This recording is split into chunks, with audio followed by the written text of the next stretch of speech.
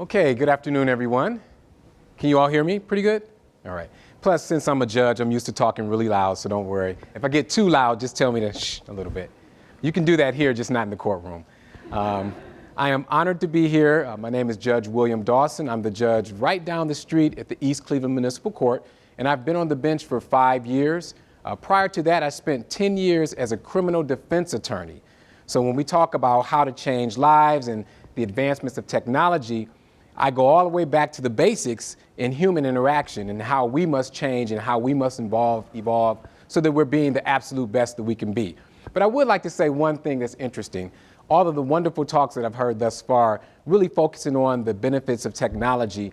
And it's amazing how every now and then you'll get that glitch. I tried to email my presentation several times. For some reason it didn't go.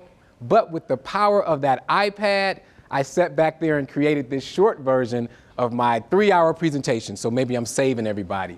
And so we have the short version, but I was able to do that sitting right in my seat. So it just shows you how wonderful technology is. So not only am I a judge in the city of East Cleveland, but I am a yoga teacher. But let me tell you how I made it to that path. As a defense attorney, I spent a lot of time winning cases.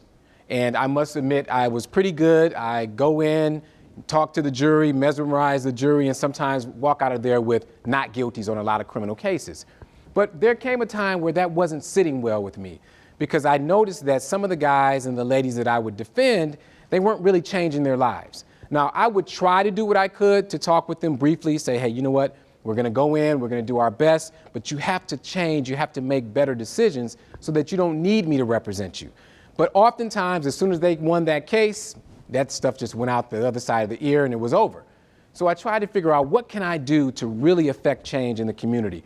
So I wrote a book called The Legal Matrix, How the System is Controlling Your Life. And I said, you know what? Everyone's going to read this book. They're going to read about the legal system and crime is going to cease in the city of Cleveland.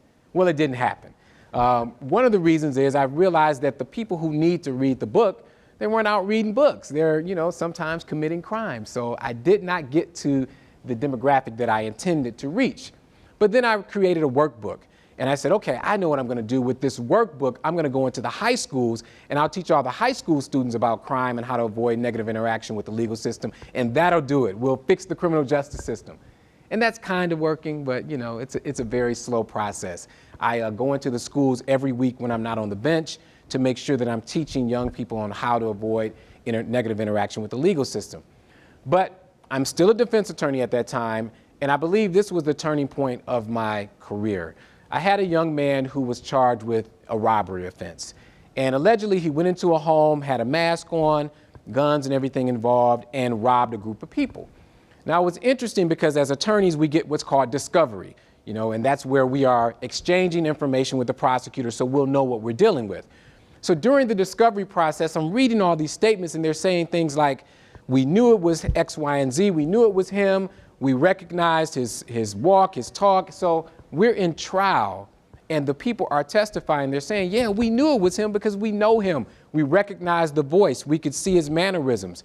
But all along, he's saying that he didn't do it. And of course, because he had on a mask, you could say you recognize someone's voice, but there's no 100% guarantee.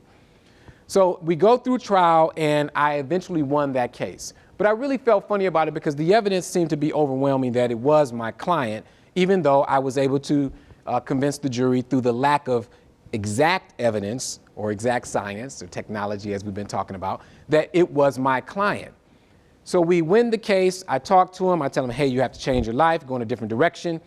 And he's telling me, Judge Dawson, don't worry, but at the time it was Attorney Dawson, I'm going to make some changes. And I'll tell you, it was probably a month, maybe 2 later, I found out that my client was killed by the same people that he robbed. So while I thought that I did him justice by helping him win his case, maybe he would have been safer in prison. Maybe he would have lived longer had we received a guilty verdict in that particular case.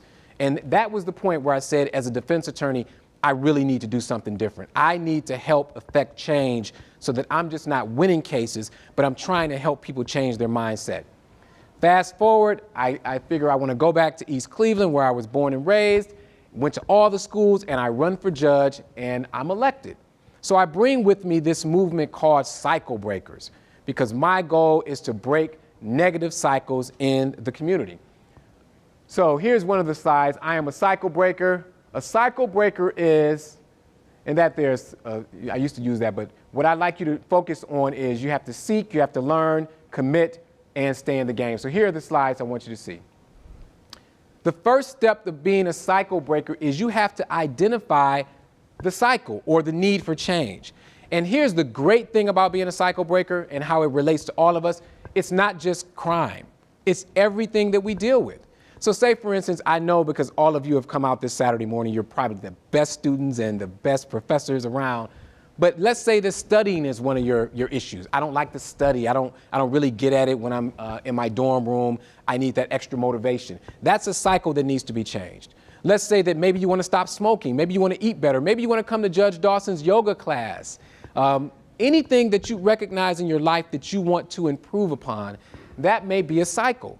And then we can go on and talk about generational cycles of poverty and crime and things like that. And I do that in my longer presentations. But the bottom line is we all have areas that we want to improve because we want to be the best we can be.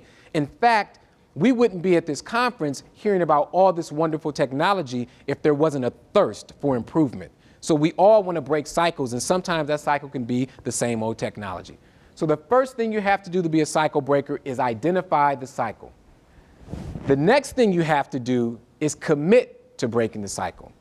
Because oftentimes we say, you know what, I want to change, I'm going to be a better person, I'm going to study harder, I'm going to stop smoking, but it's hard to make that commitment. It really is, and it goes across the board. And then if you think about what I do as a judge, I see it all the time. If you've had a family history of, let's say, domestic violence, and anything like that, any of those things can really dampen, if not destroy, your ability to be innovative, your ability to spark any type of positive conversation or change when you're dealing with that negative environment. So in my court, I see a lot of domestic violences, I see a lot of assaults, and when you see that as a cycle in my generations, in my family, in my history, it's hard to break that cycle. You'll stand in front of me, you'll come to my programs, I do a program, I do the one at the high school and then I do one at court every Monday night. And you'll come to the program, you may walk out feeling great. I'm going to change, I'm going to be a better person, and then you walk in the house in the middle of chaos.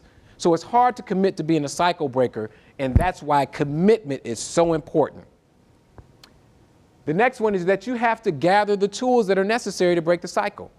So think about it. If you say that you want to stop smoking, let's use that, and you say, okay, that's the cycle, I'm going to break it, I'm going to commit to it because I'm just tired of spending that extra money on cigarettes, and I need to save my money, pay off my student loans, if that could ever happen. So you're going to commit to it, right? But now you have to figure out, well, I need some tools. Because if you're committed and you want to break the cycle, but you don't have the tools to do it, the commitment won't last. So maybe you need some help. Maybe we need to speak with one of the professors with these excellent, amazing programs and all this technology on how to interact differently, how to avoid going to the store to buy the cigarettes, whatever it is. Maybe you need the patch, I don't know. But you may need the tools to break the cycle. So take that back to my court. So I can't just tell a young man or a young lady, hey, you need to stop selling drugs. You need to stop that because you're going to end up in jail over and over and over again. I need to help them get tools. Maybe it's education. Maybe it's some mentoring, something positive in their life so that they can actually work toward breaking that cycle. Because without the tools, you can't do it. And then the last one is you can't give up when the going gets tough. If you really want to be a cycle breaker, you have to be able to stick in there. And think about it, with any of the advancements in technology, if any of our wonderful, intelligent men and women quit the first time they ran up against a brick wall, we wouldn't have the iPhone, we wouldn't have the iPad, we wouldn't have the projector system. So when the going gets tough, when people don't believe in you, you have to keep going to break that cycle. And those are the elements of being a cycle breaker. So let me tell you how I got into yoga. Now, in my original presentation, it would have been amazing. I had all these great yoga poses, and I was going to call you up, and we were going to do tree pose together, and all these great things. But this is how I got into yoga. I was trying again through my court to figure out another way to reach people and how to really bring them into their greatest self. And I realized that meditation and yoga, that really brings a wholeness to your life that you may not be able to get in other places. So I started going to yoga classes right over here at Cleveland Yoga, right around the corner. And I realized that the meditation and just the physical practice was an escape from all the chaos that I was dealing with at the court. And I said, wow, this would be amazing for people in my city who come through my court to understand the benefits of body movement, breath control, and meditation. So I went over to Cleveland Yoga. I decided to enroll as one of the students. I received my certification, and the first thing I did was go back to court, and I stood up one day and I said, you know what? Everybody on probation has to do yoga. And they're all looking at me like, really? Okay. But the good thing about that is I'm the judge. So yes, really you do. So we had a couple of sessions in the courtroom, and it was amazing to see the faces of these young men and women after they're doing downward facing dog and all these excellent poses. And they were just amazed that they were able to really do it.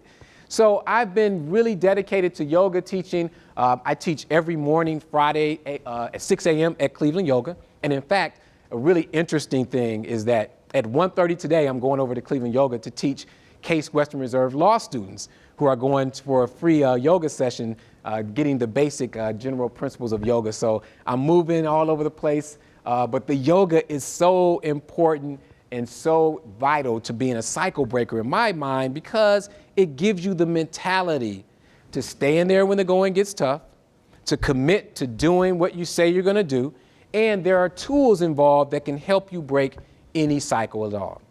Now, the last thing I want to mention before I wrap up, and I'll tell you again, my presentation had it so timed out. Here's an interesting fact. So in addition to being a cycle breaker, a lot of the tools that I use to help change is coming from the basic principles of emotional intelligence. So you may have heard of that because you have an excellent emotional intelligence program here at Case. So here's a fun fact. I'm reading about emotional intelligence. I'm really getting deep into it, and I know how they apply it to corporate America and technology and things like that. And I said, wow, that's why so many people commit crimes and end up in my courtroom, because they don't know how to manage their emotions. And maybe sometimes they use the wrong emotions in the wrong situation. So I said, what can I do to bring emotional intelligence to the court? So I read about the program that you have here at Case Western Reserve. And I said, you know what I'm going to do? I'm going to call the business school, and I'm going to tell them all about me, all about my mission. They're going to jump on board, and we're going to just change the world. So I call over and say, hey, I want to join the course for the certification in emotional intelligence. And guess what? Let me come here free, because we're going to do an excellent job together. And so I wrote this letter, made the calls, and they said, well, you know, Judge Dawson, we really like what you're talking about. We don't really see the application yet because we're thinking from a business perspective, so we won't give it to you free. But you can come, we'll give you a discounted rate. So it was wonderful. Case Western Reserve cut the tuition in half for me, and I received a certification to teach emotional intelligence. So with all of those tools, I believe that I'm able to change our world from a criminal perspective. And I'll tell you, what people don't realize is that crime travels. We see it all the time. So no matter how great we're doing with our advancements in technology and education, which we have to keep doing, we have to remember that if we forget about those who don't have the same drive as us, the same mentality, the same control over their emotions, or the ability to be a cycle breaker, that could undermine everything that we're working on. Because they could come into our environments and unfortunately change our motivation, our inspiration, or even our situations. So while you're dedicated to changing the world through technology and education, rest assured, sleep well at night, because I'm down the street trying to be a cycle breaker so that we all can rest and sleep well and change the world. Thank you so much. I'm Judge Dawson. You can visit my website, Cycle Breaker Academy, or judgedawson.com. I have free ebooks, all types of wonderful stuff to help change the world. Thank you so much.